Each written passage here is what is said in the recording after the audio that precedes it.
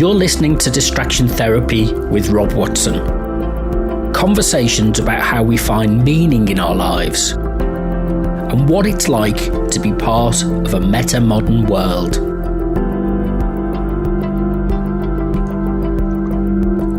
Hello, this is Distraction Therapy with me, Rob Watson, and I'm joined again by Ryan Clayton.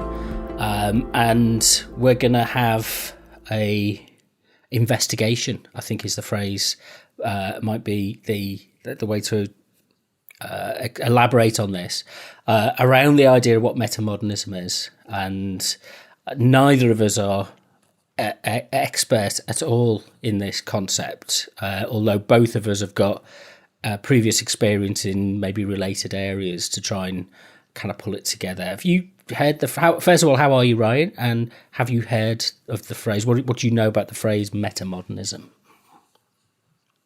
I'm top notch, thank you. And no, I can't say I have heard of the phrase before, at least not until you mentioned it to me a while ago. But my understanding of metamodernism from the kind of philosophical context that I've come from and working it out is it's almost an attempt to rebuild in the face or in the wake of postmodernism. I heard it under almost a sort of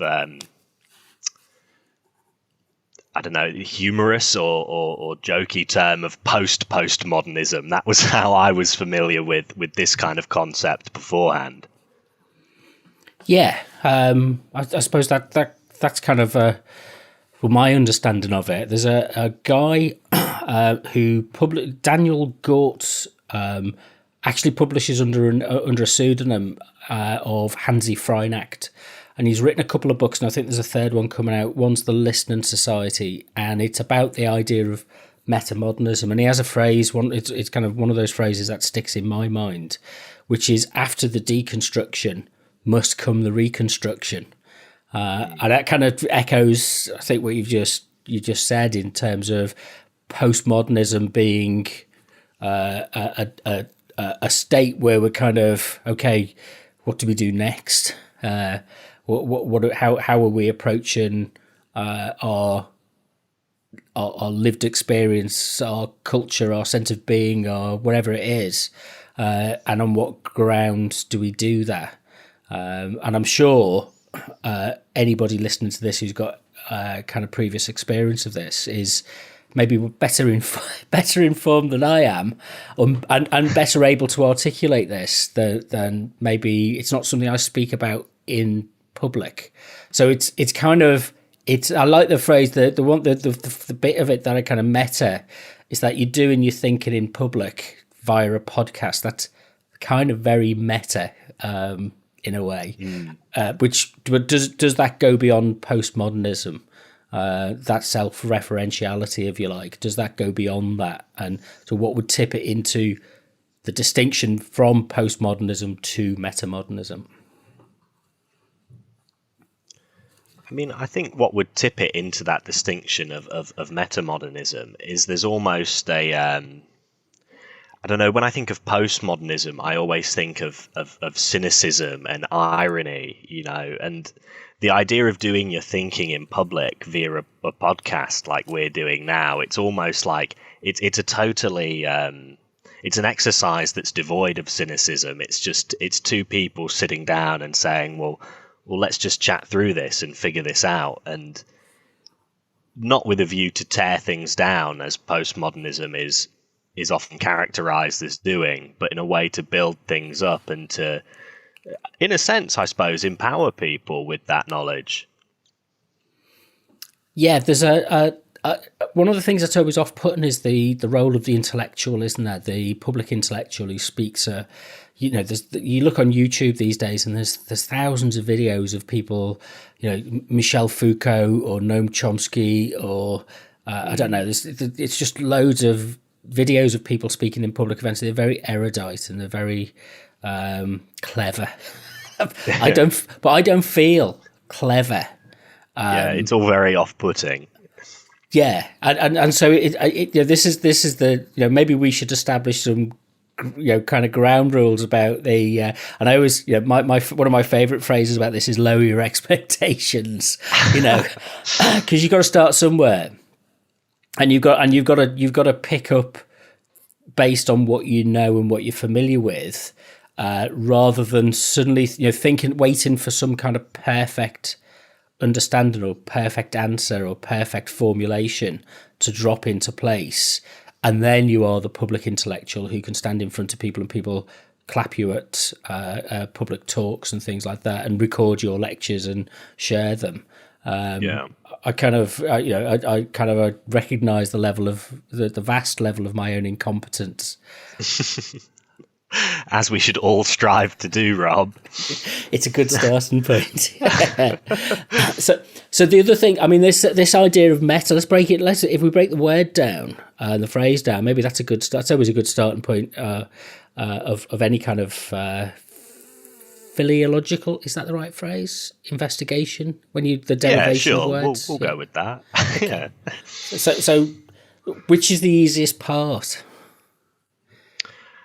I mean, probably meta, because, I mean, God knows there's all sorts of baggage that comes with the term modernism, which to me is just like, I mean, I understand it in terms of, because I studied philosophy and we studied, metaphysics at one point, is like, it's just beyond, alongside, So I imagine it as a sort of beyond modernism. You've got postmodernism, which acts to tear it down.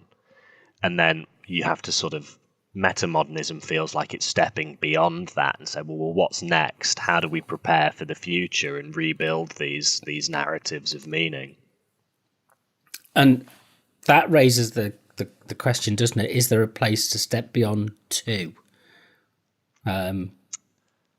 Because traditionally things like metaphysics is the understanding of I'm trying to dredge out my scant understanding, kind of history of philosophy and stuff. Is it's those things which are beyond human experience.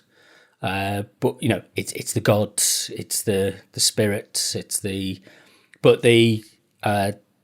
we've kind of moved. Modernism has redefined what we mean by that point of meta. If you'd have spoken to somebody 400 years ago and talked about metaphysics, they would use a very different definition and sense of experience, whereas we would argue maybe for something, that phrase meta means something different than it has been used in the past. Does that make sense?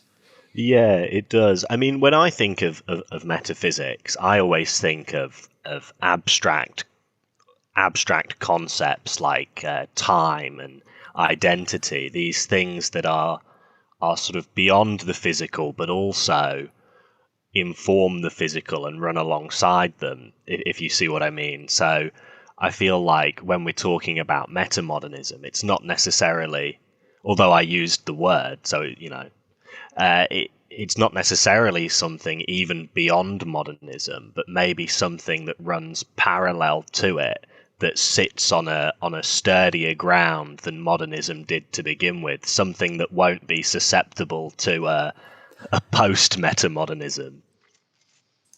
The idea of meta, I mean, that suggests a shift to me in that idea that prior to, say, the modern period, so you kind of looking at about 400 or 500 years, human experience, that meta experience, was ascribed to things like it's called. I was reading it today, the kind of participation mystique, where human experience is not indivisible from the unknown, is characterized by spirits and ghosts and gods, if you like, but then with the kind of Cartesian revolution and Descartes and I suppose then Kant, and you kind of shift, and I mean, and it's illustrated in the work of people like Shakespeare. You shift into a more concept-driven idea of what metamodernism is. So it's as you say, it's time. It's those kind of, they become human concepts of understanding, as opposed to things that are what's the word I'm looking for? That's the right word. Corporeal. The opposite of corporeal. It's the kind of the corporal experience that we have, and kind of sense of religious. For me, metaphysics is about religion. Yeah, and I mean it is as well. I suppose you talk about things like God in metaphysics and all sorts, but I just feel like maybe it was because that was what I was interested in when I was studying. When I think of metaphysics, it always comes back to identity and to time, especially seeing as, questions of God when it comes to philosophy are just so unanswerable, totally. I'm a pragmatist, I suppose, because it's either that it's humans who create the discourse and the language and the symbols, if you like, from which we derive our understanding or originate our understanding of the world and our place in it. So I kind of see us as bounded by our finite human capabilities, but that human capability isn't fixed; it changes. So the idea of the meta narrative of change. I was reading this. I was reading Eric Newman's History of Consciousness, which again is a kind of a lot of stuff I'm reading at the moment is Jungian informed and Jungian based.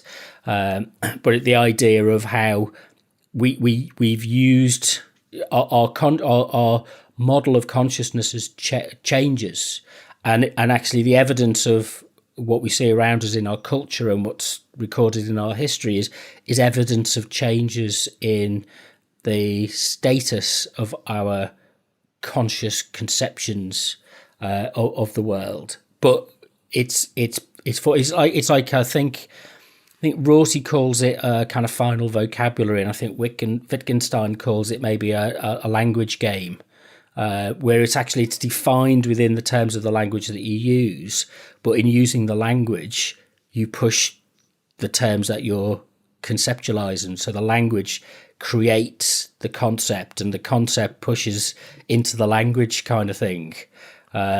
So what we see is kind of the meta, the phrase meta, and it's emerging in our popular culture at the moment, isn't it? With things like Facebook have changed their name to Meta, and Marvel have moved on to the multiverse, the metaverse, of incorporation of previous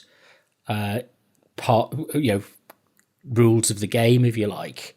So it's not necessarily, there's no outside points from which you can hook onto, but what you're doing is you're constantly exploring the boundaries of the game, and then when you find and realise the boundaries of that game aren't quite as functional as they might have been for previous generations, you start to create and invent new boundaries and new games and new definitions and a new vocabulary to explain what's happening and what's going on. I mean, I'm more familiar with Wittgenstein than I am with anything else that you mentioned, and the idea that language is the thing that defines the concepts, like you say, and then the concepts push into the language. That always hit a chord with me, especially coming off the back of, in the first year you study Plato, and for Plato things are what they are because they're connected to some kind of essential metaphysical essence that, like the table, for example, is a table because it shares in the essence of table. But really, by the time you get to Wittgenstein in the history of philosophy, which was, I believe, 20th century, surely? Yeah. A table is just a table because we call it a table. And I've always found that particularly interesting because it so quickly dispels and does away with quite a lot of this the really difficult metaphysical questions that when you sit there and you try to answer them for long enough, like I was talking about with questions of God, you realize that they're almost designed not to be answered. They're questions posed by people just sat in chairs trying to whittle away time and Yeah. justify their own academic jobs. There's always a one something that will twist your mind, twist your melon, whatever the phrase is, which is, do numbers exist, or is mathematics something which creates numbers? Is it the language of the universe is mathematics, or is mathematics what we call mathematics merely because it's the product of human endeavor? It's merely a representation of something that we perceive or conceive of, or kind of bring to mind. But the universe itself doesn't have mathematics at its heart. It's Yeah, it's interesting because I remember for a brief period of time, I had a lecturer who at one point made it known that he absolutely despised the idea of referring to things as, natural laws, because it's almost it's got that relation between our experience and the universe completely ass backwards, because we call them laws, but usually laws are prescriptive things that to say, oh, well, things happen this way because, oh, that's the natural law. But really what it is in our kind of very limited human experience, have had a look at how things worked, described how things worked, and then said, oh, well, that's a law then, isn't it? When really the universe, if you were to take a step back, is just this chaotic mess, and we're just sat there in the corner trying to make sure that we can make sense of it. There's a phrase from Richard Rorty, which is, it's kind of this idea of a vocabulary, and he says, it's kind of whatever bakes your bread. And once the language stops being useful, it shifts and changes. So there's no fixed groundings to. I mean, this is part of what I think the postmodern process outlined, is that meaning is this. Where I differ from postmodernism, I think, is that it's just this floating signifiers that just can be reinvented and reused, and nothing means anything and everything means whatever you want it to mean. I'm being quite kind of polarizing, whatever the phrase is, in putting it that way.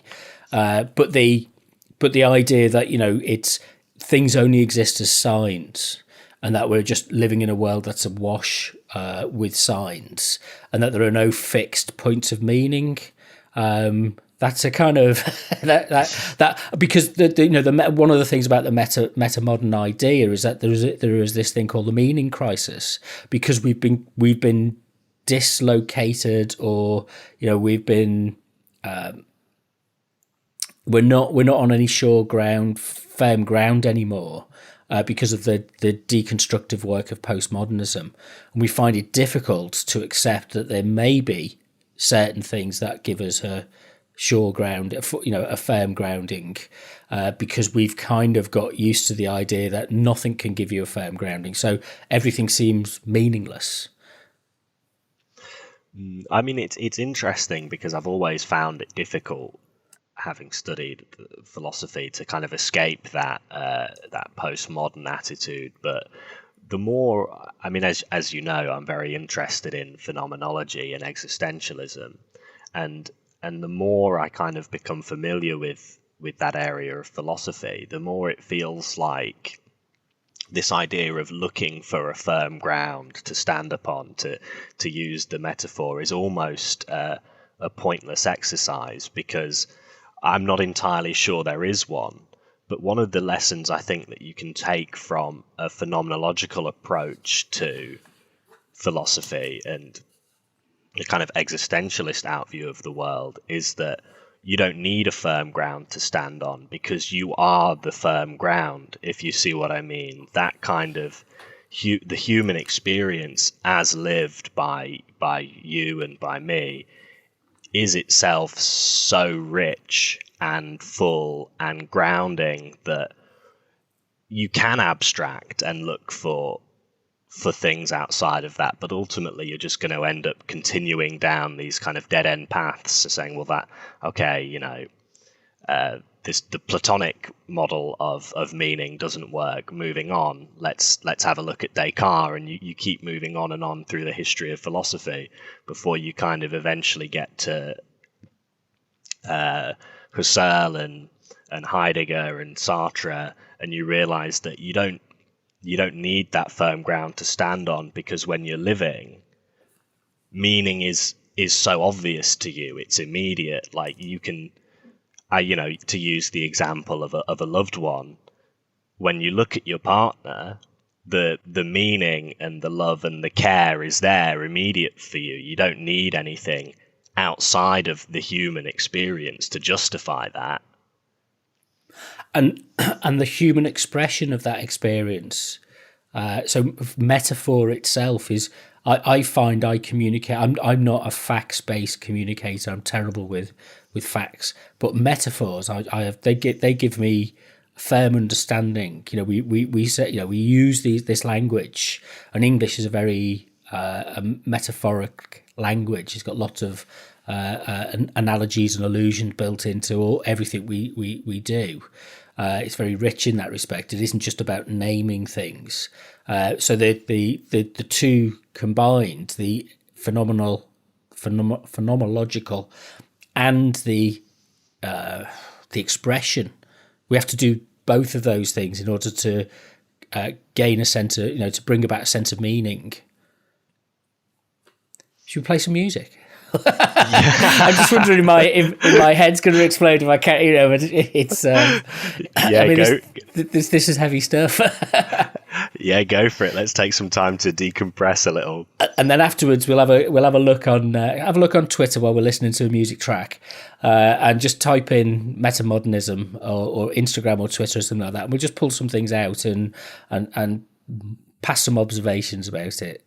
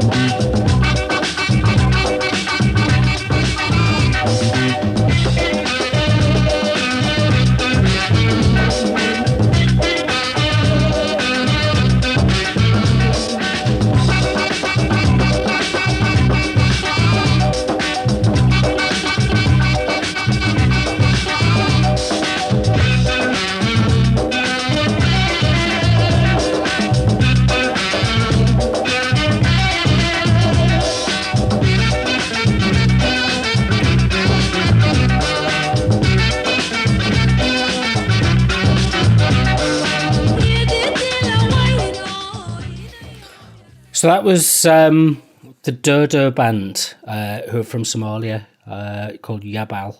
I picked it up as a track when I was in Nottingham at the weekend on Saturday, and I use Shazam or whatever it's called when I walk into a shop or cafe. I like that, doing that. You kind of whatever's being played in the shop is kind of okay. That's what that, that if that catches my attention, then I don't go looking for stuff. I decide to let it come to me. So that kind of appealed to me. So did you manage to get up a feed from? I did. I had a look at Twitter, and Cool. I did find something interesting on Twitter, which I think is a first. And then I had a look on Instagram as well briefly, but I could only seem to find there was a lot of artwork on Instagram when I typed in metamodernism. Well, yeah, it's partly it's derived from. There's an art movement, and there are some key writers in. I mean, it's interesting. I think that there are art. It's as most artistic movements are at the cutting edge, if you like. You know, they're the ones that kind of vaguely get a whiff of the artists, get a whiff of something that's changing within our culture and comment and incorporate that. Where I struggle is to recognise the difference as to why this artwork would be metamodern and not postmodern. So if you're doing a search on Instagram for stuff, you kind of see a lot of, I suppose, graphic informed design approaches, you know, things that utilize products and collages and you know, mixed media methods, which is all fairly standard postmodern kinds of stuff. Yeah, I'm not say I can't say I'm very good at it either, to be honest, identifying those kind of things. I mean, if I know a decent amount about the medium, I can usually give it a decent stab. But when it comes to things like, I mean, there was a lot of I suppose the term is fine art that was coming up, and I know absolutely nothing about fine art. I'm a low culture kind of a man. Yeah, but there's a mixture. I mean, I just flicking through Instagram now, and there is a mixture of kind of I'm just fairly randomly. So there's a picture of a kind of brutalist concrete building. I'll have to click on it to find out who it is. Let's click on it. You never know where it's metamodern brutalism, and it's kind of like it's kind of a Pepe the Froggish, is that the right phrase? Is that how it's described? Image, but reconstructed out of a brutalist concrete architecture. And it's got a tag on it saying Metamodernism is variously called a cultural paradigm, a cultural philosophy, a structure of feeling, and a system of logic.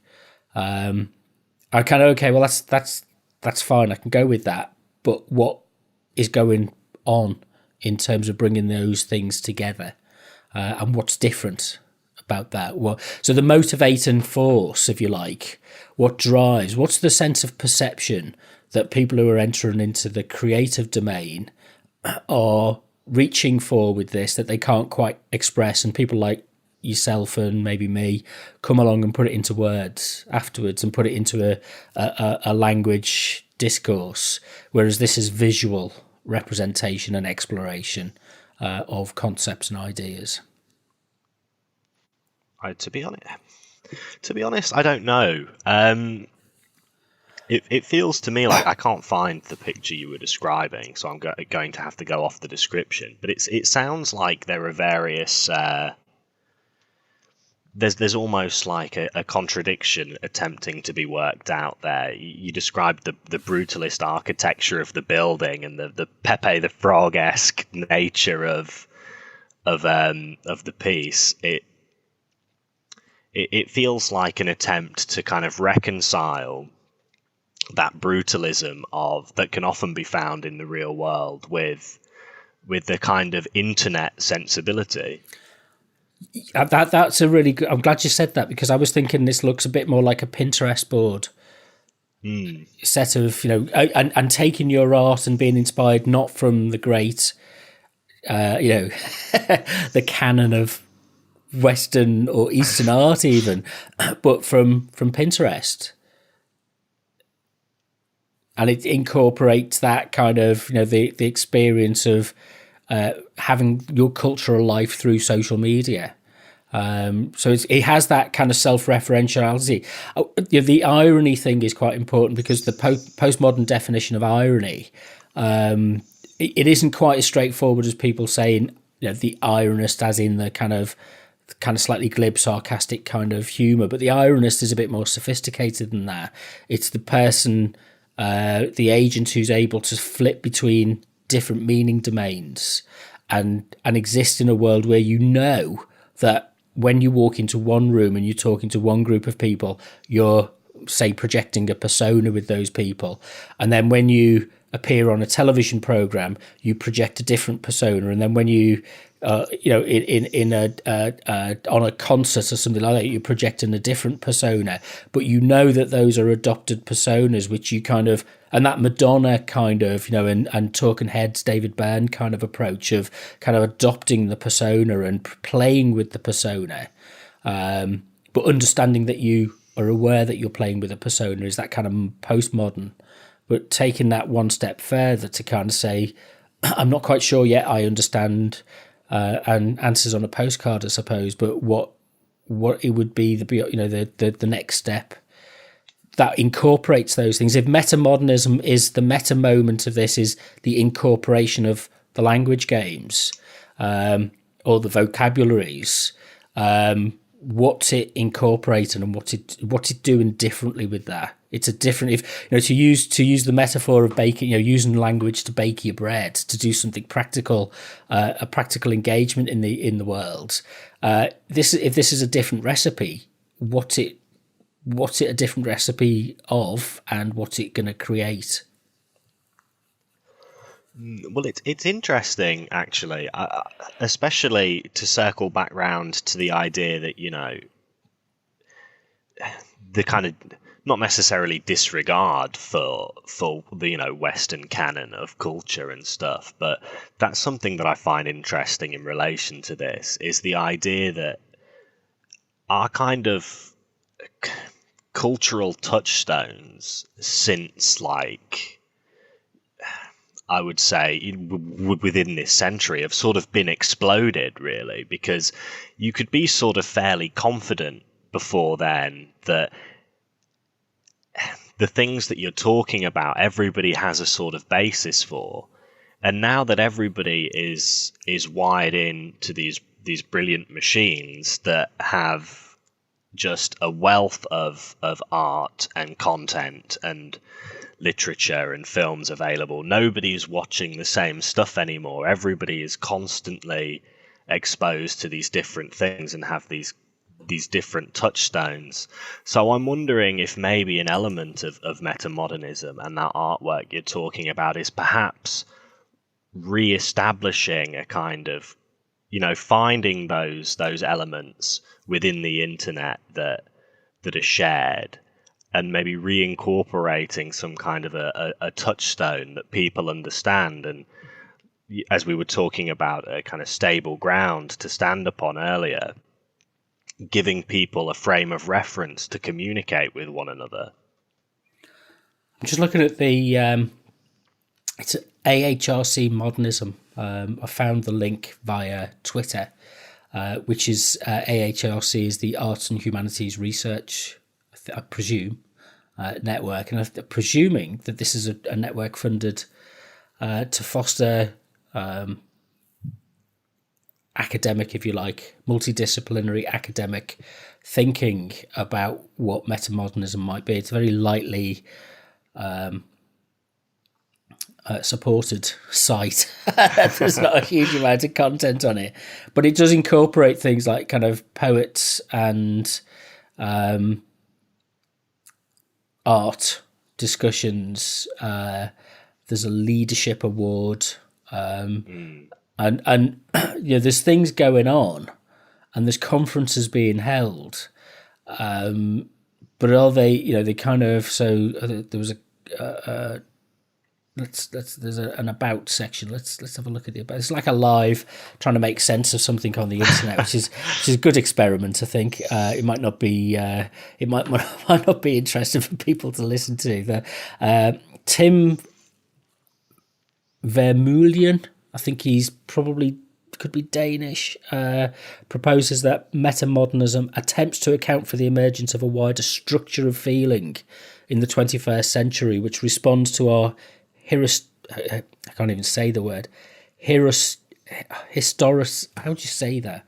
Historicity. I've got that wrong. I just can't say it. Yeah, I know what you mean, though. Yeah. Yeah, and it's bound up in the aftermath of things like 9/11, the financial crash and austerity. And it's an opportunity to look at multidisciplinary responses. It's kind of word soup at this point. I'm not quite sure. They're not getting to the point where they're actually saying kind of what it is. So it might, it's open, and I'm doing it a great disservice and availing you of my ignorance by approaching it like that. But the kind of the incorporation of previous models and previous approaches, and this the phrase structure of feeling. I remember that from Stuart Hall, who's talked about structure of feeling. I couldn't tell you. I think was it Raymond Williams, and it's but it's as far as I remember, it's kind of it incorporates that our experiential or phenomenological development to include and incorporate things like emotion, embodiment. To include, it's Raymond Williams, as far as I know, from in the Long Revolution.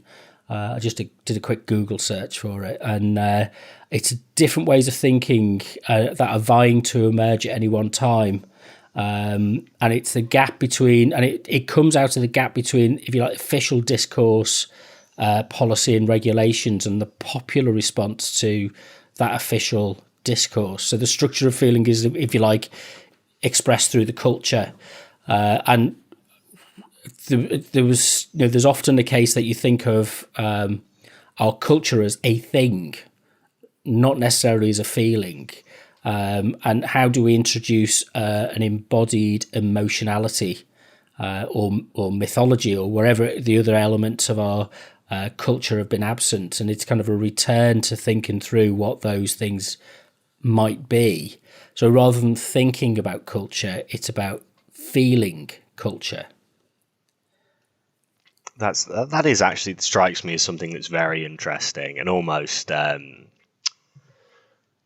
phenomenological, I suppose, to shift the focus from this kind of academic dissection of culture, which has always turned me off a little bit, and to focus on the feeling of something, because I feel like that's at its core. It's what art's for, isn't it? It's not. You're not going to get the most out of, say, I don't know. We were talking about something the other day that you read, a particular novel or something, and you're not going to get the most out of it by sitting there as a sort of detached observer picking the thing apart academically. So it's interesting that one of the characteristics of this movement, as defined on that website, is a reincorporation of feeling. Yeah, there's a statement. Williams uses the term feeling rather than thought to signal that what is at stake may not yet be articulated in a fully worked out form, but rather to be inferred by reading between the lines. If the term is vague, it's because it's used to name something that can really only be regarded as trajectory. It's this later formulation that is most widely known. I'll put the link into the blog post for this. So it's actually just a definition that I googled from oxfordreference.com. And yeah, so that kind of element of incorporation of that feeling, and you've got an indication that something's heading in a direction, but you can't quite make tangible. It's like this conversation. It's like, what's it about? I have no idea. But and some people, I listen to people online, and I watch loads of stuff and podcasts and things, which very many erudite people who can talk for hours and have got that kind of, they're highly verbal, and they go on, and it kind of, they can bring these arguments together, and it just fascinates me that, as if you like, a social process going on, which I can't actually really identify what it is or what it's about, and put it into any kind of. Maybe I need to go away and do some thinking for a couple of years, and then come back and have something written up. But at this point, it's not there. Well, these things, they're always a bit slippery. I think, it's almost like you were talking about earlier. It's like a role that these people step into, because I bet not only are there decades and decades of reading and very hard study behind that kind of 60-minute radio clip that makes them sound very clever. You ask them a question about something slightly different, you disrupt that rigorous academic knowledge ever so slightly, and it all falls apart. There's no reflexivity there to kind of think on the feet. It's all, like you say, they've gone away, they've thought about something for a couple of years, they've written something, and that almost becomes the script. Yeah, and maybe what people like Raymond Williams is talking about is stepping back from that and articulating something which is less precise. I read a good phrase the other day from is it Alfred North Williams, and he said the division is between facts and processes, and one of the things we witnessed with the modern age was the introduction of the idea of a process. So I find things very difficult to deal with in terms of being fully cognizant, if you like, of facts. But I can understand what a process is and how the process that drives something is, but the facts, interest me less. So I kind of starting to realise that one of the things that drives me is the idea of how people find things meaningful, and that either hermeneutical or phenomenological or existential or whatever you want to call it process that is part of what makes things meaningful. But you can't explain what makes things meaningful just by giving people a list of facts. It doesn't work. It has to be embodied in something. And this, as I think about it, the post-truth games of politics at the moment, in terms of the disputation of facts and alternative truths, is kind of opened up by this process. How did we arrange at this point in our popular democracy that we're in a position where people are willfully prepared to dispense with the idea of facts? But it's interesting you mentioned that process as well, because that was the one thing I found on Twitter that was interesting relating to metamodernism and postmodernism, that I think kind of highlights a need for metamodernism. It was from a Twitter account under the name of Alvaro Lopez. It looks to be an excerpt from a book, De Metamodernism, The Future of Theory by Jason Josephine Storm. And the quote is, postmodern skepticisms grew because people thought that doubt was liberating and even progressive. While postmodernism was typically situated on the political left, one of the more interesting developments of the last few years has been that the sense that the old postmodernism now lives on the right. The broader view of history shows that philosophical skepticisms have generally been either depoliticizing or used to justify conservatism and authoritarianism, which I think is interesting, that willingness to disregard facts and disrupt reality and live in, like you were saying, just this kind of free-floating world of signifiers can then sort of become a weapon for the political right to A, disengage people from political discussions, or B, rally people around being skeptical. Because one of the things that a lot of dangerous conspiracy theorists like to do and say is, oh, I'm just being skeptical, as if that somehow makes them sound more intelligent. There's a tweet from an unmovable Titan, and I won't read it all because he says, in like 2014, me and all my friends were getting wasted, talking about metamodernism and sincerity in art, and trying to look forward to a new sincerity and sentimentality in art, and it won't ever happen. It's just going to get worse. The dumb irony is it's too easy to die.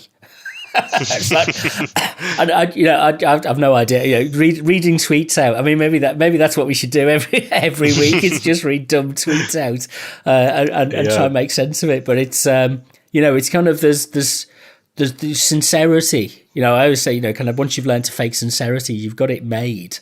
And it's the idea of kind of an emotionality or an element of metamodern thinking is about a reintroduction of a sense of spirituality, however that is defined, whether it's kind of the self-improvement, if you like, or religious spirituality. There's something there which kind of says, actually, we've got to look at ourselves in a different way.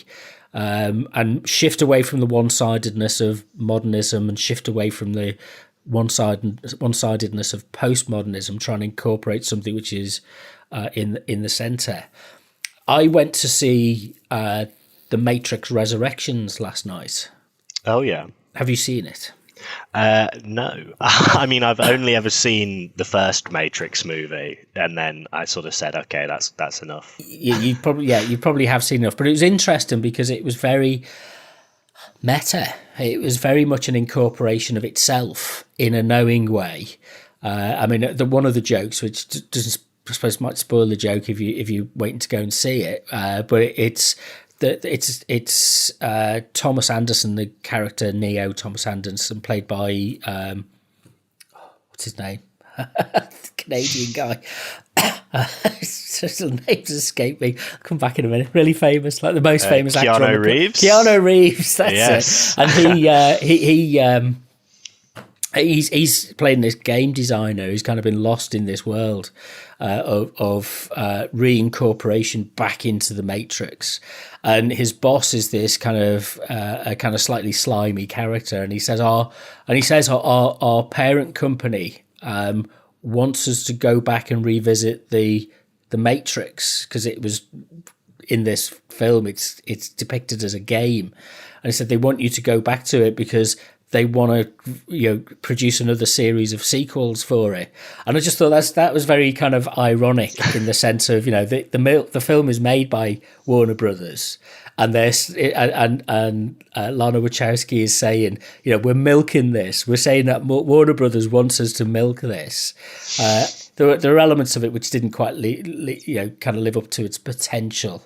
But it still had some enough interesting ideas there that there was a cafe called Simulate, which I thought was quite funny, and it's that whole thing that the Matrix played around in about the simulacra, the postmodern idea of the simulacra and simulation, but what was it doing with it this time? What was it trying to do? And what it did with it was kind of, to some extent, reincorporate the feminine away from the masculine ideal of the hero, and kind of give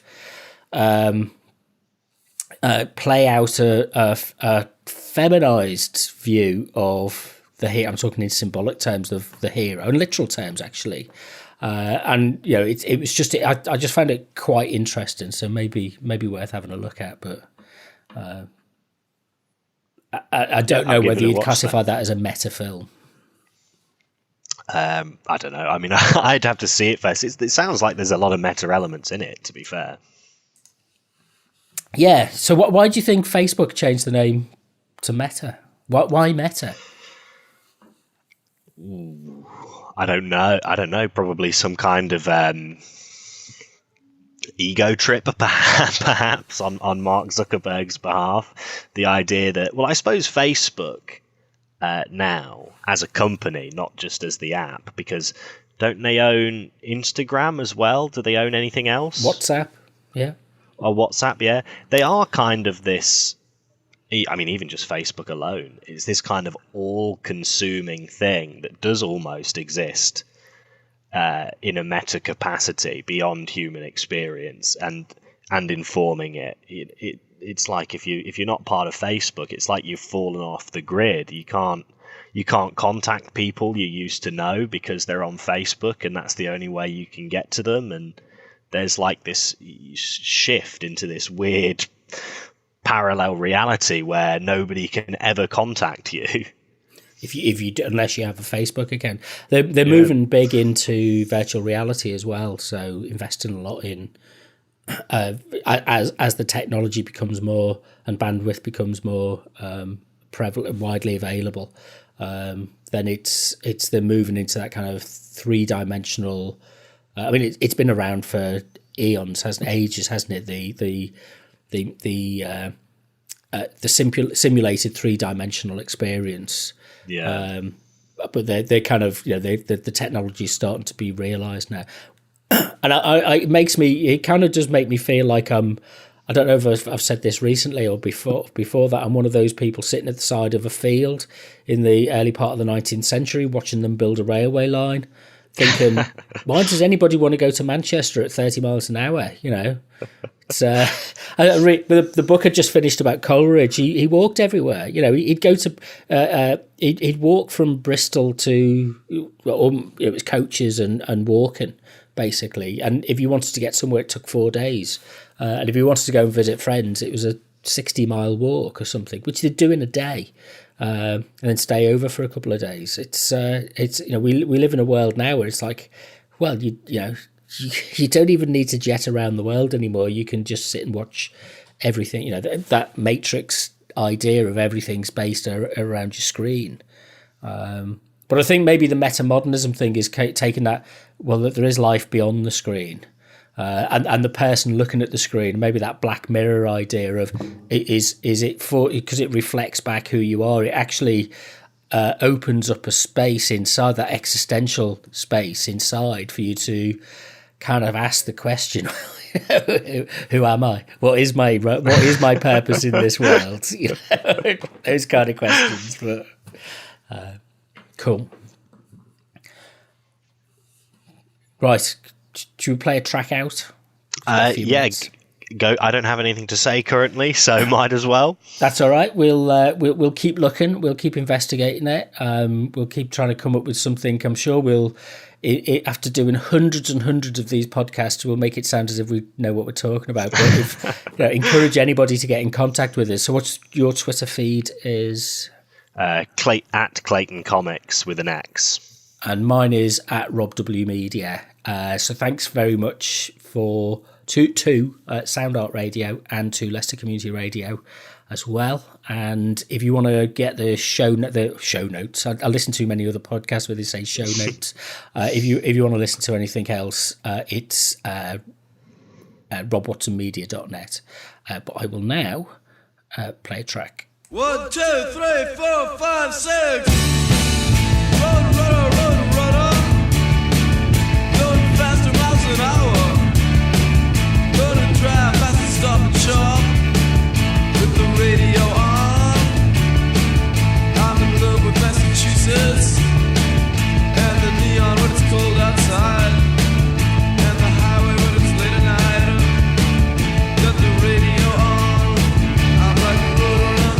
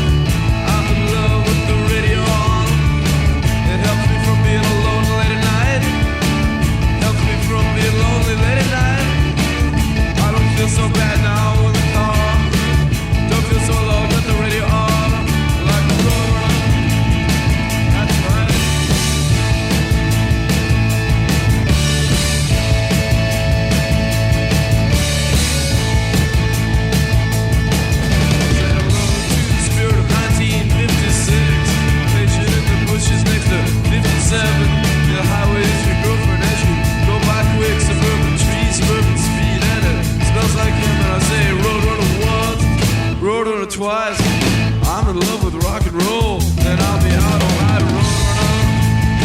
That's right.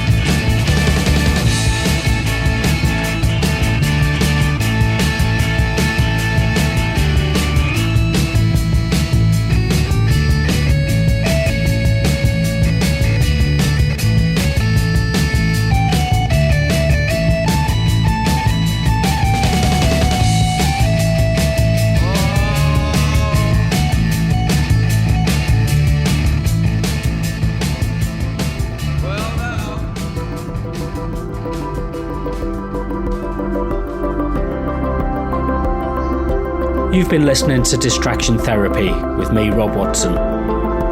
Find out more at robwatsonmedia.net or follow me on Instagram and Twitter at RobWMedia.